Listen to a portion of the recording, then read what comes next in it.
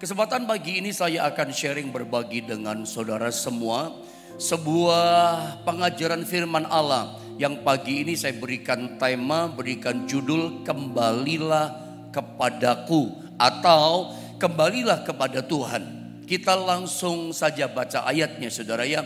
Kitab Zakaria ini adalah kitab yang menceritakan tentang pemulihan daripada bangsa Israel, dipulihkan setelahnya mereka berada di tanah pembuangan, di tanah perbudakan yang namanya tanah Babel. 70 tahun mereka diperbudak, ada di tanah pembuangan, kemudian dipulihkan. Mari kita baca ayat-ayatnya dalam Zakaria pasal yang kedua ayat 1 sampai dengan ayat yang kelima.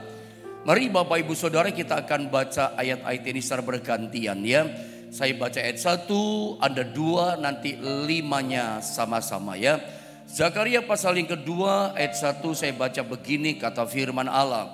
Aku melayangkan mataku dan melihat tampak seorang yang memegang tali pengukur. Ayat yang kedua teruskan. Lalu aku bertanya, kemanakah engkau ini pergi?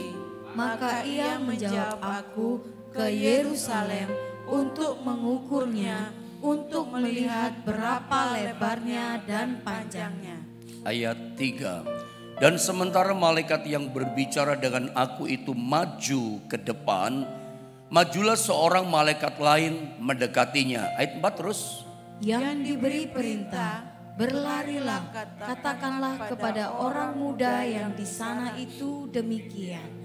Yerusalem akan tetap tinggal seperti padang terbuka oleh karena banyaknya manusia dan hewan di dalamnya. Ayat 5, mari sama-sama kita membacanya 1, 2, dan 3. Dan aku sendiri demikianlah firman Tuhan akan menjadi tembok berapi baginya di sekelilingnya. Dan aku akan menjadi kemuliaan di dalamnya. Sekali lagi, ayat yang kita baca, kalau kita baca kitab Zakaria ini bicara tentang pemulihan bangsa Israel. Dari tanah pembuangan 70 tahun mereka hidup menderita sengsara miskin di tanah Babel. Nah ayat-ayat ini menceritakan mereka kembali ke tanah Israel, ke Yerusalem. Membangun kembali kota Yerusalem yang runtuh. Bahkan tembok-tembok yang sudah hancur jadi reruntuhan disuruh balik. Bahkan oleh orang-orang Babel yang dipimpin oleh kerajaan Asyur waktu itu, karena Babel kalah sama Raja Asyur, Raja Kores, Raja Darius, kita tahu cerita itu. Mereka dibawain emas yang begitu banyak, harta begitu banyak. Untuk apa? Untuk membangun kota Yerusalem yang sudah hancur. Itu sejarahnya begitu. Nah, kisah tentang pemulihan bangsa Israel dikembalikan, bahkan terima berkat pemulihan yang luar biasa. Itu dimulai dengan kata begini, kembalilah kepadaku. Jadi kalau saya ngomong boleh secara pendek dan saya singkatkan. Kitab Zakaria sepanjang kitab yang kita baca, itu temanya judulnya adalah kembalilah kepadaku, kembali kepada Tuhan. Itu kunci terjadinya sebuah pemulihan. Kunci berkat, kunci pemulihan adalah kembali kepada Tuhan. Mungkin saya perjelas saja ya. Kalau kita baca mungkin saya minta multimedia sediakan dulu ayatnya. Zakaria pasal 1 saya ingin baca dari awal saja ya. Ayat 1 sampai 3. Ini tema kitab Zakaria. Kamu mesti kembali kepadaku, aku kembali kepadamu. Nanti kita ketemu ayat itu. Saya baca dulu. Ayat 1 sampai 3 saja ya. Dalam bulan yang ke-8 pada tahun kedua zaman Raja Darius setelah Kores, kemudian Raja Darius, datanglah firman Tuhan kepada Nabi Zakaria bin Berekhia bin Ido bunyinya. Lihat ayat yang kedua. Sangat murka Tuhan atas nenek moyangmu, nenek moyang Israel. Lihat yang membuat Israel di tanah pembuangan, kekurangan, miskin, dihukum di situ, menderita dihukum. Kenapa? Dosanya nenek moyang membuat Tuhan murka. Lihat ayat yang ketiga. Sebab itu katakanlah kepada mereka, kepada umat Israel, beginilah firman Tuhan semesta alam. Tuhan berfirman pada Zakaria, sampaikan kepada umat Israel yang ada di tanah pembuangan di tanah Babel, kembalilah kepadaku. Ini curhatnya Tuhan. Ini kerinduan Tuhan kepada umat Allah. Ini pun kerinduan Tuhan, curhatnya, curahan hatinya kepada setiap kita pagi ini. Tuhan juga berkata sama, kembalilah kepadaku. Demikianlah firman Tuhan semesta alam, maka dikatakan aku pun akan kembali kepadamu, firman Tuhan semesta alam. Jadi sederhana, sebetulnya kitab Zakaria, sepanjang kitab Zakaria kita baca, itu tema besarnya, judul besarnya adalah kembalilah kepadaku dan aku akan kembali kepadamu. Pemulihan terjadi. Jadi kalau pagi ini kehidupan Anda, kehidupan di antara kita mengalami kehancuran, mengalami kesulitan, kita ditindas, diperbudak oleh masalah. Anda tidak bisa berdaya, tidak bisa bergerak, tidak berdaya, tidak bisa bikin apa-apa. Maju nggak bisa, mundur nggak bisa, gerak kanan nggak bisa, kiri nggak bisa. Anda udah nggak berdaya, hand up nggak bisa bikin apa-apa. Kunci pemulihan adalah kembali datang kepada Tuhan. Tuhan akan datang kepada kita. Kalau Tuhan menghampiri kita, Tuhan beserta dengan kita, Tuhan kembali bersama kita, siapa yang bisa lawan kita? Pemulihan terjadi. Itu yang terjadi pada bangsa Israel. Mungkin saya ceritakan dulu tentang dari awal, supaya semakin jelas ini firman yang saya sampaikan kepada saudara. Kita mulai dari nabi yang dipakai Tuhan untuk pemulihan bangsa Israel bernama Zakaria. Coba Anda lihat gambar ini. Saya mulai dari Zakaria. Zakaria adalah seorang nabi yang dipakai oleh Tuhan dalam usia yang sangat muda. Itu dulu saudara. Bahkan Zakaria ini dipakai Tuhan dalam usia muda. Dia itu sejaman dengan seorang nabi yang Anda ingat bernama Nabi Hagai. Itu satu zaman mereka. Di masa yang sama, di era yang sama, Zakaria dengan Hagai. Cuman bedanya Zakaria ini mewakili generasi muda, dia masih muda usianya. Sedangkan Nabi Hagai itu mewakili generasi yang tua, generasi senior. Hagai sudah lanjut umurnya. Tapi dua nabi ini baik Zakaria maupun Hagai itu mereka dipakai Tuhan di era yang sama, di masa yang sama, di masa Israel ada di tanah pembuangan. Ingat, lewat seorang rajanya yang bernama Darius. Jadi Babel itu dikalahkan oleh kerajaan Asyur yang namanya Raja Darius, Raja Kores. Tiba-tiba Raja Kores itu begini, tidak ada hujan, tidak ada angin saudara ya. Dia mengumumkan bahwa aku ditugaskan oleh Tuhan Allahmu untuk membangun kota Yerusalem yang sudah hancur dan runtuh. Itu saudara ya. Yang saya mau sampaikan sama saudara begini, siapa sih Raja Kores? Mungkin kita nggak perlu terlalu detail untuk tahu siapa jati dirinya Raja Kores. Intinya dia orang kafir. Raja Kores adalah seorang raja yang tidak percaya sebetulnya kepada Allahnya Israel. Orang nggak percaya gitu loh. Ini pelajaran penting. Tuhan itu kalau memulihkan umatnya, memulihkan Israel, termasuk ketika Tuhan memulihkan hidup kita, Tuhan bisa pakai siapa saja loh. Anda seringkali berpikir, Anda mungkin orang itu dipakai. Jangan-jangan dia malah dipakai. Tuhan bisa pakai siapa saja. Saya pernah katakan dan selalu saya katakan, Tuhan itu spesialisasinya melakukan perkara yang mustahil, yang tidak mungkin. Yunus itu pernah dilempar ke dalam laut dan Tuhan pakai seekor ikan yang selamatkan dia. Itu kan gak mungkin, itu kan mustahil. Tuhan itu bisa pakai siapa saja, bukan hanya manusia bisa dipakai, bukan cuma pejabat penguasa, binatang saja Tuhan bisa pakai. Jadi ternyata bukan siapa saja, bahkan apa saja bisa dipakai Tuhan menolong kita, memulihkan kita, memberkati kita. Makanya pesan saya, jangan pernah batasi Tuhan. Tiba-tiba Raja Kores berkata, aku ditugaskan Tuhan, bangun Yerusalem yang runtuh, bangun bait Allah, kamu pulang gitu. Kemudian digantikan Darius, itu dibawain emas yang begitu banyak dan seterusnya. Nah, Zakaria itu terkenal, dialah yang memimpin kloter rombongan pertama dengan 50.000 orang. Untuk apa? Kembali ke tanah Yerusalem, tanah Kanaan, tanah Israel, tanah perjanjian. Bangun kembali Yerusalem yang sudah hancur. Bait Allah sudah runtuh, dibakar dan segala macam. Bahkan pintu-pintu gerbang tembok Yerusalem sudah hancur dari reruntuhan. Tuhan katakan bangun kembali, bangun kembali. Jadi misinya Tuhan berfirman kepada Zakaria untuk satu tujuan, pemulihan umatnya, pemulihan bangsa Israel, untuk membangun kembali Yerusalem yang hancur.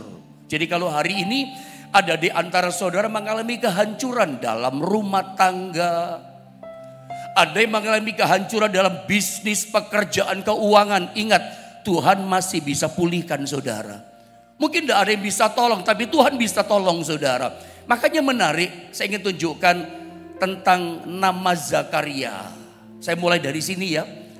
Zakaria 1 ayat 1 dikatakan, dalam bulan yang ke-8 pada tahun yang kedua zaman Darius, datanglah firman Tuhan kepada Nabi, perhatikan namanya, Zakaria bin Berechia bin Ido bunyinya dan seterusnya. Ada yang menarik dari namanya Zakaria. Biasanya kalau saya cermati baca tokoh-tokoh Alkitab atau orang-orang yang namanya disebutkan ditulis Alkitab, itu namanya dituliskan hanya berhenti sampai nama ayahnya, nggak sampai kakeknya. Tapi Zakaria itu nama ayahnya disebut Berechia, nama kakeknya disebut Ido. Makanya dikatakan Zakaria bin Berechia. Berechia itu papahnya, bapaknya Zakaria bin Ido. Ido itu kakeknya daripada Zakaria. Dua-duanya ditulis. Biasanya cuma berhenti pada ayahnya. Zakaria artinya adalah Tuhan mengingat. Berechia artinya adalah Tuhan memberkati. Sedangkan Ido artinya adalah waktunya Tuhan. Zakaria bin Berechia bin Ido, arti nama ini kalau saya satukan artinya menjadi begini. Dalam waktunya Tuhan, Tuhan mengingat umatnya. Dan itu yang terjadi pada umat Israel. Dari arti nama Zakaria, artinya begini. Tuhan itu kalau berjanji, Tuhan tidak pernah lupa sama janjinya. Selalu ingat janjinya dan menggenapi janjinya. Kalau Tuhan berjanji, kita senang. Kenapa? Tuhan berjanji, dia gak pernah lupa, dia pasti genapi janjinya. Beda sama kita manusia kan. Jadi berkat yang pertama yang kita belajar dari kisah tentang kembali kepada Tuhan, kembali kepadaku. Yang pertama begini berkatnya, Tuhan itu kalau berjanji, dia selalu ingat sama janjinya dan pasti menggenapi janjinya. Artinya setiap janji Tuhan bisa dipercaya. Setiap janji Tuhan bisa kita pegang dan kita bisa percaya. Meskipun janjinya usianya ribuan tahun, tapi tetap bisa dipercaya. Tuhan pasti genapi janjinya. Beda dengan manusia, di antara kita sesama kita. Kita suka lupa sama janji kita, bahkan pura-pura lupa, bahkan sengaja lupa. Suami bisa lupa janjinya sama istrinya, katanya setia sehidup semati sampai maut memisahkan, ternyata enggak. Suami bisa lupa loh janji sama istrinya, kebalikannya istri juga bisa lupa janji sama suaminya. Anak pun begitu. Seringkali anak lupa janji sama orang tuanya. Orang tua ternyata juga bisa lupa janji sama anak-anaknya. Apalagi sesama orang yang lain. Itu manusia bisa lupa sama janji. Tapi tidak dengan Tuhan. Tuhan tidak pernah lupa sama janjinya. Dan yang kedua, tentang nama Zakaria bin Berechia bin Ido. Bahwa dalam waktunya Tuhan, Tuhan mengingat umatnya, memulihkan umatnya. Pelajaran kedua, berkat rohani kedua adalah gini. Tuhan itu kalau dia bekerja menggenapi janjinya, itu berdasarkan agendanya sendiri. Dia punya agenda. Kapan waktunya dia tolong kita, kapan waktunya dia pulihkan kita, Tuhan punya agenda, Tuhan punya waktu. Jadi artinya begini, Anda dan saya, kita orang percaya gak bisa paksa Tuhan. Ikuti kemauan kita. Sekarang dong Tuhan berkati saya, sekarang dong Tuhan jawab doa saya. Gak bisa. Tuhan jawab doa kita. Tuhan tolong kita berdasarkan agendanya, in His time, waktunya Tuhan. Makanya Anda ingat ayat yang sangat terkenal Pengkhotbah pasal 3 ayat 11 katakan bahwa segala sesuatu itu indah pada waktunya dan kita manusia tidak bisa menyelami apa yang Allah kerjakan dari awal sampai akhir. Kita nggak ngerti sama sekali. Tapi Tuhan bekerja itu berdasarkan agenda. Jadi ketika Dia tolong kita, ketika Dia jawab doa kita, ketika Dia memulihkan kita dan memberkati kita, itu punya agenda. Tuhan punya pertimbangan khusus gitu ya. Jadi kita gak bisa paksa ya. Tuhan tuh punya pertimbangan khusus kapan waktu yang tepat untuk menolong kita. Dia punya pertimbangan khusus. Dia tahu kapan waktu yang tepat memberkati kita, menyembuhkan kita. Dia punya pertimbangan khusus. Dia liatin dia belum siap karena dia belum rendah hati, kurang rendah hati. Oh, orang ini belum siap ditolong karena dia kurang berserah penuh kepadaku. Orang ini belum siap ditolong, disembuhkan, diberkati, dipulihkan karena dia masih nyimpan kebencian, nyimpan kedendaman, nyimpan kemarahan. Tuhan punya agenda. Dia punya pertimbangan khusus. Kapan waktu yang tepat Dia ulurkan tangannya menolong kita. Berdasarkan kita nggak bisa paksa. Dia punya waktu. Yang jelas Dia nggak pernah terlambat tolong kita. Bahkan kadangkala begini kita dapati, Tuhan tidak pernah terlalu cepat menolong kita. Tapi on time, tepat pada waktunya, Dia pasti bisa dan sanggup menolong kita. Dua pelajaran kita dapat pada bagian awal. Dari kata nama Zakaria bin Berechia bin Ido. Dan itu yang terjadi pada bangsa Israel. Tapi faktor kunci penentunya sama. Kembalilah kepadaku, aku kembali kepadamu. Anda mau dipulihkan, Anda mau ditolong sama Tuhan. Kata kuncinya adalah kita harus kembali kepada Tuhan. Tema besar kitab Zakaria itu kembalilah kepadaku. Pagi ini apapun kesusahan saudara, tantangan saudara, kata kuncinya ya kita kembali datang kepada Dia. Maka pemulihan terjadi. Saya ingin coba lihat ayat ini lagi. Ayat awal kita baca. Tetapi langsung kita baca ayat yang keempat ya. Atau saya terangkan dulu latar belakangnya begini. Jadi Zakaria pasal 2 ayat 1 sampai ke bawah, sampai sebutlah ayat yang ketiga dan keempat. Zakaria itu dapat satu penglihatan. Apa yang dia lihat?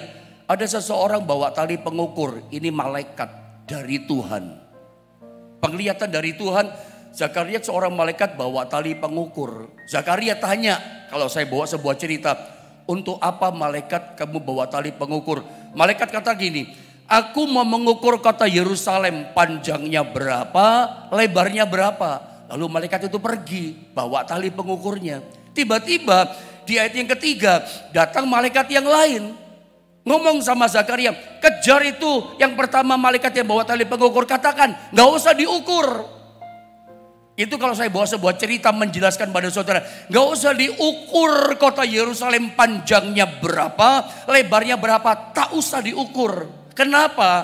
Ayat 4 saya baca. Kenapa gak usah diukur? Yang diberi perintah berlarilah, Zakaria suruh ngejar berlari. Katakanlah kepada orang muda yang di sana itu yang bawa tongkat atau tali pengukur itu demikian. Yerusalem gak usah diukur karena akan tetap tinggal. Perhatikan, seperti padang terbuka oleh karena banyaknya manusia dan hewan di dalamnya. Lanjut ayat 5, dan aku sendiri kata Tuhan. Gak usah diukur. Karena Yerusalem akan dibiarkan menjadi padang yang terbuka. Kenapa? Aku sendiri kata firman Tuhan menjadi tembok berapi baginya di sekelilingnya. Dan aku akan menjadi kemuliaan di dalamnya. Gak usah pakai diukur temboknya. Biarkan tetap jadi padang terbuka. Ini nubuatan yang digenapi di akhir zaman. Ini penglihatannya sedang terjadi digenapi hari ini. Lalu kalau di dalam terjemahan King James Version ayat yang keempat, saya perjelas ya. Kata biarkan Israel tetap tinggal seperti padang terbuka, itu Yerusalem. Terjemahan versi bahasa Inggris disalin kata as town without walls, kota tanpa tembok. Anda pernah dengar ini kan? Saya pernah jelaskan bahwa Tuhan memberikan penglihatan kepada Zakaria. Kasih tahu kepada malaikat bahwa tali pengukur itu gak usah diukur panjang lebarnya Yerusalem. Biarkan Yerusalem menjadi tinggal seperti padang terbuka. Biarkan Yerusalem menjadi kota tanpa tembok. As town without walls. Biarkan saja kota tanpa tembok. Dan Tuhan berkata begini, aku sendiri menjadi tembok berapi buat mereka. Dan dikatakan apa? Kemuliaanku, aku menjadi kemuliaan di dalamnya. Tuhan yang jadi temboknya, Tuhan yang jadi batasannya, Tuhan yang jadi ukurannya, dan Tuhan yang memberikan kemuliaan kepada mereka. Jadi ayat ini mengartikan kepada kita apa? Jangan batasi Tuhan. Tembok itu bicara apa sih? Coba lihat gambar ini. Jadi ingat, ini berkat yang ketiga buat kita. Tuhan berkata, pesan lewat ayat ini, biarkan Yerusalem. Bukankah Yerusalem menggambarkan kita gereja Tuhan? Saya pertegas ya, Yerusalem yang dikatakan dalam ayat ini menggambarkan secara rohani kehidupan kita orang-orang yang percaya kepada Tuhan. Jangan ada batasan, jangan ada tembok-tembok sekat di antara kita. Lihat tulisan ini, statement ini. Untuk apa malaikat itu mengukur? Berdasarkan ayat tadi jawabannya untuk membangun tembok Yerusalem. Nah, tembok itu bicara apa? Yang dikatakan nggak usah dibangun, biarkan kota tanpa tembok. Tapi mau dibangun tembok tadi diukur. Tembok itu bicara apa, saudara? Satu, tembok itu sebagai batasan wilayah. Dari zaman dulu, terutama perjanjian lama, ya mungkin masih sekarang masih ada namanya batasan wilayah ya. Tapi kalau zaman dulu batasan wilayah itu pakai namanya dibangun tembok sekeliling. Itu wilayah Yerusalem. Yang kedua, tembok itu sebagai sebuah perlindungan, memberi rasa aman kepada penduduk atau rakyat yang tinggal di dalam kota itu. Makanya dibangun tembok sebagai benteng kota. Musuh gak gampang menyerang. Makanya Alkitab pernah katakan sama kita, kota yang tanpa tembok itu kota yang lemah secara jasmani. Kenapa? Musuh sewaktu-waktu bisa serang. Tapi kita bicara pada prinsip yang berbeda pagi ini. Tuhan berkata, gak usah dibangun temboknya. Aku yang jadi tembok berapi buat mereka, memagari mereka, melindungi mereka, memberikan rasa aman dan kemuliaanku ada di dalamnya. Tembok di sini bicara apa? Batasan. Jujur dalam kehidupan kita, saudara ya, seringkali kita itu ada yang namanya batasan-batasan. Seringkali kenapa kita tidak mengalami pertolongan? Ya kita membatasi Tuhan. Seringkali kita mulai menaruh benteng Yeriko yang tebal di hati kita. Ketika kita sakit kita berkata kayaknya saya gak mungkin sembuh. Ketika pekerjaan kita hancur atau Anda pagi ini mengalami gini. Di PHK gak punya pekerjaan. Anda berpikir udah hancur aku gak mungkin dipulihkan. Anda udah kasih batasan tembok yang tebal. Seolah-olah Tuhan tidak bisa intervensi datang memulihkan saudara. Pagi ini dengar baik firman Allah. Apapun kondisi terpuruk yang Anda hadapi pagi ini, jangan batasi. Coba tinggalkan masa lalu kita yang berkata, aku tidak mungkin dipulihkan, aku tidak mungkin dipakai Tuhan, hidupku gelap, masa laluku jahat, aku tidak mungkin bisa diampuni dosaku. Tinggalkan masa lalu gelap ini, datang kepadaku, kata Tuhan. Tuhan yang berkata begini, kemuliaanku ada padamu. Bahkan kenapa kota itu dibiarkan menjadi padang yang terbuka, kota tanpa tembok. Ayat kelima tadi kita baca, ayat 4 kita baca tadi. Supaya manusia banyak datang di dalamnya dan hewan datang di dalamnya. Artinya begini, ada banyak orang percaya datang kepada Tuhan. Ada banyak hewan, saya pernah jelaskan dalam kitab Habakuk. Kambing, domba, lembu, sapi atau hewan di masa perjanjian lama itu simbol daripada berkat. Simbol kekayaan, Justru kalau kita nggak batasi Tuhan, nggak ada sekat, nggak ada batasan-batasan, nggak ada kekhawatiran, nggak ada kebimbangan. Yang ada cuma satu, percaya janji Tuhan pasti digenapi. Tuhan pasti punya pada waktunya menolong saya. Saya yakin pemulihan itu terjadi. Temboknya ini loh mesti diambil. Nggak usah bangun tembok. Tembok batasan membatasi kuasa Tuhan. Percaya begini, seberat sesulit apapun hidup kita, Tuhan sanggup memulihkan kita. Seperti Tuhan memulihkan Israel. Hari ini terbangun Israel. Padahal Israel yang ada zaman sekarang di Timur Tengah dulunya hancur. 70 tahun mereka menjadi bangsa yang dianiaya di tanah Babel. 70 tahun bukan waktu yang singkat. Mereka tidak berdaya. Mereka tidak punya harta benda. Mereka tidak punya kekuatan. Tapi Tuhan pernah berjanji. Kalau Anda baca dalam Yesaya 29, biasanya kita itu kalau baca Yesaya 29, yang kita baca itu ayat 11-nya, ayat 10-nya kita lupa kan. Coba lihat ayat ini. Saya minta multimedia sediakan. Yeremia 29. Ya, biasanya kalau kita baca Yeremia 29, yang kita baca langsung ayat 11. Padahal ada ayat 10 yang penting loh di sana. Tolong Yeremia pasal 29, Yeremia, perhatikan ya ayat 10 ini. Sebab beginilah firman Tuhan. Lihat, apabila telah genap dikatakan 70 tahun bagi Babel, barulah aku memperhatikan kamu, kata Tuhan. Aku akan menepati janjiku itu kepadamu dengan mengembalikan kamu ke tempat ini. Itu janjinya Tuhan. Dan dia bekerja berdasarkan janjinya. Dia bekerja berdasarkan waktunya, waktu agendanya. Dia tahu kapan waktu yang tepat menolong kita. Tapi seringkali kita baca ayat 11-nya. Dan itu digenapi. Lihat ayat 11 saya baca ya. Sebab aku ini mengetahui rancangan-rancangan apa yang ada padaku mengenai kamu. Demikianlah firman Tuhan. Yaitu rancangan damai sejahtera dan bukan rancangan kecelakaan. Untuk memberikan kepadamu hari depan yang penuh harapan. Akhirnya apa yang terjadi? Ayat 11, digenapi, dipulihkan bangsa Israel. Tapi Tuhan punya waktu indah pada waktunya. Kita gak bisa paksa Tuhan. Makanya hari ini sederhana, pesan yang ketiga, jangan bangun batasan. Anda boleh berkata, gak mungkin dipulihkan. Gak mungkin aku kembali diberkati kayak zaman dulu. Tinggalkan masa lalu yang seperti ini. Masa yang merasa tidak mungkin ini. Coba Anda lihat ayat ini saudara ya. Perhatikan dalam kata ini. Yerusalem yang tulisan biru akan menjadi padang yang terbuka. Saya ingin ulang tegaskan ini. Menjadi town without walls. Kota tanpa tembok. Dan ketika Tuhan berkata, tidak usah diukur, tidak usah dibangun sekat tembok-tembok Yerusalem atas umatku. Tuhan berkata gini, aku yang jadi tembok api buat mereka. Aku yang memberikan rasa aman perlindungan pada mereka. Dan kemuliaanku ada di dalamnya. Itu ayat yang kelima. Itu janji Tuhan loh. Begitu tembok itu kita ambil, tembok kekhawatiran, ketakutan itu kita robohkan. Justru Tuhan jadi pagar api buat kita.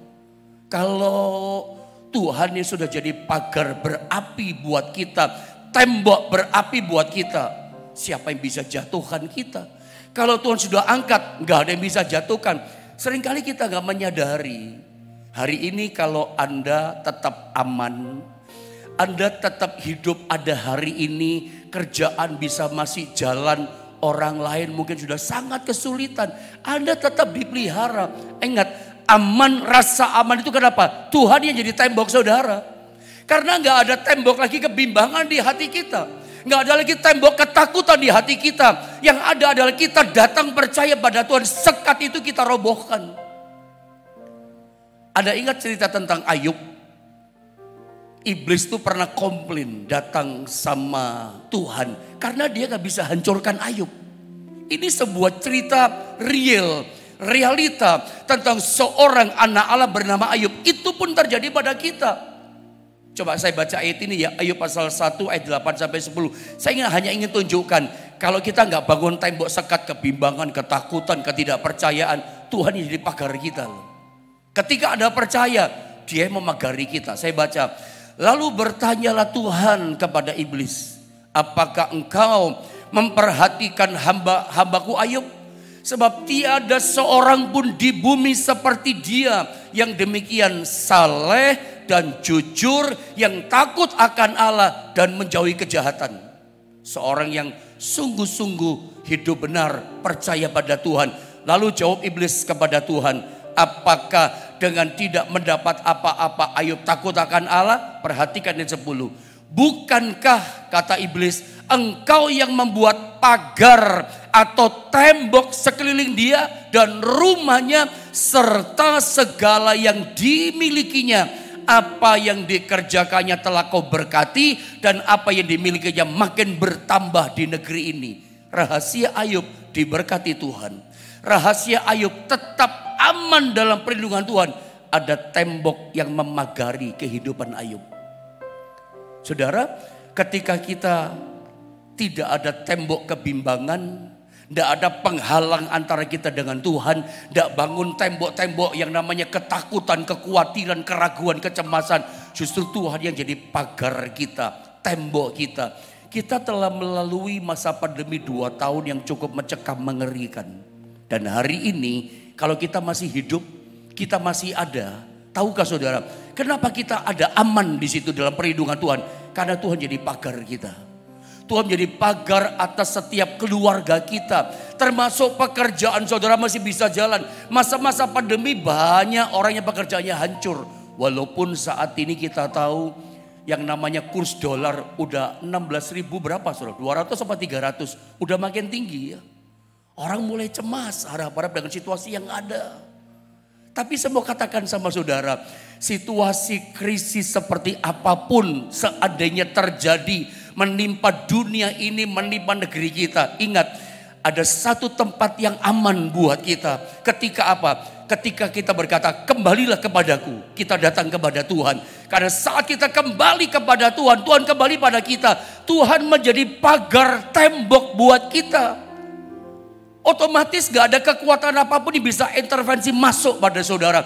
Karena dia langsung jadi pagarnya dan kemuliaannya ada atas kita. Bahkan dikatakan apa? Banyak manusia datang di dalamnya. Banyak hewan datang di dalamnya. Itu bicara berkat. Yerusalem bicara kehidupan orang percaya. Tapi Yerusalem di saat yang sama itu bicara gerejanya. Coba statement saya yang terakhir. Saya kasih sama saudara. Yerusalem bicara gereja. Yang kedua, Tuhan sedang membawa gerejanya hari-hari ini untuk kembali kepada pribadinya Tuhan. Kembalilah kepadaku. Kembali kepada Tuhan. Gereja di akhir zaman dalam nubuatan Zakaria ini sedang digenapi, sedang terjadi. Gereja berduyun-duyun datang kepada Tuhan. Dan batasan kita bukan lagi aturan organisasi. Itu realita. Batasan kita bukan lagi tembok denominasi, bukan merek gereja. Sayang sekali kalau ada sebagai orang Kristen, kita sebagai orang yang beriman kepada Tuhan, kita ini dibatasi dengan namanya aturan organisasi, tembok denominasi. Gereja kita beda. Saya bersyukur dengan adanya YouTube online dari gereja kami GSPD Philadelphia Jombang. Saya pernah bertanya kepada salah satu jemaat online kami yang ada di Kelapa Gading. Ya, yang pernah juga datang doa puasa di gereja kami dari jauh-jauh Kelapa Gading, saudara ya. Saya berkata, padahal aliran gereja kita beda ya. Secara tembok organisasi beda. Tapi kok bisa setia mengikuti doa bagi kami, bahkan doa puasa 40 hari, itu mungkin hampir 1 minggu datang di tempat ini loh saudara. Padahal beda, saya menikmati ibadahnya Pak Yohanes. Saya menikmati hadirat Allah. Saya menikmati firman Allah disampaikan. Padahal temboknya beda. Aturan organisasi beda. Tapi Tuhan kita sama. Yesusnya sama gitu. Makanya sebetulnya yang paling baik hari ini. Walaupun kita masih melihat di media sosial, YouTube atau di TikTok. Masih ada yang saling menyerang. Gereja ini sama gereja ini. Pendeta ini sama pendeta ini saling menyerang. Sebetulnya harusnya tembok organisasi, aturan denominasi, merek gereja berbeda tidak seharusnya membuat kita saling menyerang sebetulnya. Yesus kita sama, Tuhan kita sama. Mungkin cara ibadah kita berbeda, cara kita memuji Tuhan berbeda, ya kan? Cara menyampaikan firman Tuhan yang satu dengan ini berbeda. Tapi jangan itu menjadi tembok perbedaan di antara kita. Sebab di akhir zaman menurut nubuatan Zakaria, nubuatannya apa? Tuhan ingin gerejanya itu tidak ada tembok lagi. Semuanya datang berduyun-duyun pada Dia. Ya, saya tahu di antara kita di YouTube channel GSPD Jombang, kita ini mungkin aliran gereja berbeda-beda. Secara aturan ibadah mungkin lain kita. Tapi Anda bisa menikmati sebetulnya itu yang Tuhan inginkan. Kalau kita, yang kita lihat bukan denominasi, yang kita lihat Yesusnya. Nah, pribadi seperti inilah yang kembali kepadaku kata Tuhan. Sebetulnya kita itu cuma Yesus kok tujuannya. Kepala gereja kita itu Yesus, bukan organisasi. Walaupun saya ada di organisasi gereja saya, ada jabatan ini, jabatan itu, tapi bukan itu yang memisahkan kita. Percayalah, kalau kita kembalinya hanya pada Yesus, datang ibadah hanya kepada Tuhan, saya yakin kalau Yerusalem yang hancur dipulihkan dalam nama Yesus, kehidupan saudara juga pasti dipulihkan oleh Tuhan. Tapi temboknya ini tolong dihancurkan. Jangan tembok yang menjadi aturan-aturan, termasuk kekhawatiran, termasuk keraguan, kecemasan, bimbang. Ini kita bangun tidak boleh. Termasuk aturan gereja yang berbeda jadi tembok kita sehingga kita saling menghujat. Ini membuat kita nggak dipulihkan. Jadi di akhir zaman dengar baik, firman Allah ini, nubuatan penglihatan ini sedang digenapi hari-hari ini dan sedang terjadi. Orang-orang yang sungguh-sungguh datang rindu sama Tuhan, dia akan mengalami pemulihan. Itu tembok-tembok yang hancur kehidupannya, ekonominya akan dibangun kembali. Kemuliaan Tuhan ada di dalamnya. Hewan-hewan berkat datang di dalamnya. Termasuk manusia akan datang di dalamnya. Mengalami pemulihan yang luar biasa. Jadi jangan dikasih batasan. Tidak mungkin aku dipulihkan. Tidak mungkin hidupku banyak dosa. Itu bisa dipakai sama Tuhan. Saya tutup dengan sebuah kesaksian. Cerita maksud saya. Ada seorang bernama Ningyi Krus. Dalam sebuah buku yang bernama, judul bukunya adalah Run Baby Run. Orang bernama Ningyi Krus ini akhirnya dipakai sama Tuhan luar biasa jadi hamba Tuhan. Banyak orang yang pakai narkoba, narapidana, gangster bertobat lewat pelayanan hamba Tuhan bernama Ningyi Krus. Dalam buku Run Baby Run diceritakan kesaksian hidupnya. Siapa Ningyi Krus? Ningyi Krus itu seorang imigran dari Puerto Rico, datang di New York. Kemudian singkatnya jadi pemimpin gangster. Namanya saya lupa nama gangsternya itu apa ya. Bau-bau kalau nggak salah nama gangsternya itu. Lalu kemudian dia jadi kepala gangster, pimpin gangster yang sangat sadis. Karena masa kecilnya memang sadis, suka dianiaya papanya, mamanya suka aniaya dia. Dia bertumbuh dalam lingkungan keluarga yang sangat keras. Makanya Ningyi Krus ini orang yang keras. Dia menikmati nyiksa orang, dia suka bunuh orang. Kalau sampai orang itu teraniaya, tersiksa berdarah-darah, Ningyi Krus menikmati itu. Senang dia lihat orang berdarah-darah, jahat betul dia. Satu kali datang seorang penginjil hamba Tuhan di New York, bernama David Wilkerson, mulai menginjili banyak orang jalanan. Salah satunya Ningyi Krus, singkatnya diinjili. Marah Ningyi Krus, diusir, datang lagi. Tetap Yesus mengasihi kamu, sampai diludahin, sampai ditonjok, ditendang, diinjak. Tidak menyerah, tetap yang hamba Tuhan penginjil namanya David Wilkerson nginjili dia. Sampai satu kali diancam, singkat ceritanya, aku potong-potong tubuhmu. Tetap kamu berkata tentang Yesus, aku potong-potong tubuhmu. Ada tahu apa jawaban David Wilkerson, penginjil ini? Dia berkata begini, sekalipun kamu memotong-potong tubuhku jadi 1000 potongan, tubuhku tetap mengasihi kamu. Ada tahu omongan penginjil hamba Tuhan ini membuat Ningyi Krus gak bisa tidur hampir 2 bulan, gak bisa pules. Ingat terus perkataan itu, tubuhku yang 1000 potongan tetap mengasihi kamu. Terus itu ingat. Satu kali saya potong ceritanya.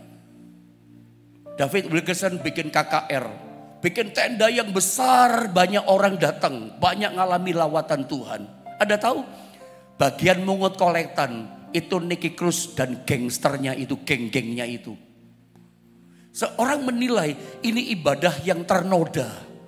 Kok salah satu pelayan-pelayan bahkan yang melayani mengambil kolektan, memungut kolektan dari jemaat yang datang. Kok gangster, kok orang berdosa, kok orang jahat. Ini ibadah ternoda. Tapi tahukah Anda, hari itu lewat pelayanan itu yang ambil bagian mengungut kolektan. Nangis Niki Cruz. Tidak ada seorang pun selama hidupku memberikan kepercayaan besar kepadaku seperti ini. Dia nangis, datang kepada David Wilkerson, didoakan, menyerahkan dirinya, hidupnya melayani Tuhan. Itu kisah pertobatan. Yang secara manusia, tidak mungkin. Tembok itu mesti diambil. Yang tidak mungkin bagi kita, mungkin loh bagi Tuhan. Kalau seorang bejat jahat bisa dipulihkan, hidup kita pun bisa dipulihkan oleh Tuhan. Saya berdoa pagi ini, Tuhan boleh melawat saudara. Jangan ada tembok pemisah. Tembok itu membuat Anda gak dipulihkan. Mari sama-sama kita tutup Alkitab kita sama-sama berdoa. Naikkan pujian tadi sama-sama.